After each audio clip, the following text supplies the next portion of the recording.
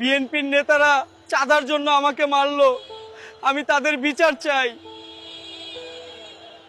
তোর ভাঙ্গারির ব্যবসার জন্য আমাদের 2 লাখ টাকা চাঁদা দিতে হবে। আমি মইরা গেলেও তোদের 1 টাকাও চাঁদা দিব না। তোরা যা পারিস কর। ভাই, বিএনপির গুণ কি?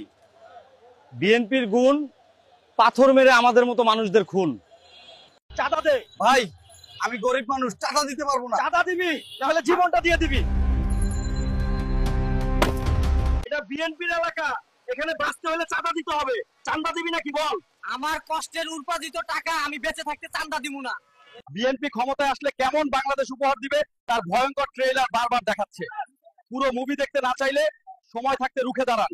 ধানের শীষে ভোট দিন, নিজের লাশ বুঝে নিন। যুব দলের অনেক গুণ, পাথর মেরে মানুষ খুন। আপনারা ওনাকে মারছেন কেন? আমরা চাঁদা চেয়েছিলাম, উনি দেননি।